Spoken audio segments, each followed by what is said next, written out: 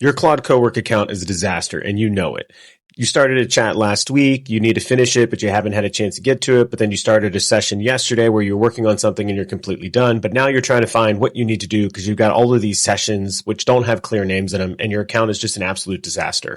And I get it. What you're going to do is you're ultimately going to start archiving things, but you don't know which ones to archive and you don't know how to do it. So let me show you a quick hack on how you can get this done real easily. If you're anything like me, you're running all kinds of different sessions in your Claude CoWork account, and you're definitely doing different things. Like right now, I'm working on some of my yapping scripts and things like that and a current handoff brief.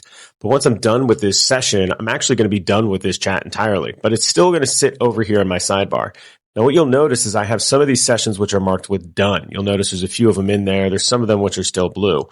So let me show you a quick trick which is going to help you make this easy to get done. So whenever I'm running a session and I'm all done with it, so this one has its handoff brief. All I have to do is come up to this top little area here where the name is, click on it, I push the up arrow, and then I write DDD. And you'll notice it adds done and then gives me a date in it. I hit enter, and you'll now notice that that is actually marked as done in my side chat.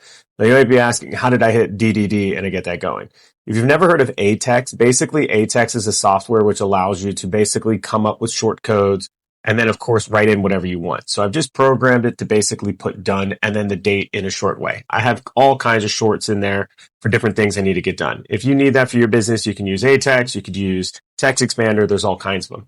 But what happens now that this says done at the top here, and then also I have all these things done over here, what I'll do is I'll come over here and I'll actually click to see all sessions. I'll then write in this chat done, and you'll notice that it's going to list out all of my sessions that say done. Now, what I'm going to do is I'm going to filter by CoWork over here, and I'm going to only look at those chats.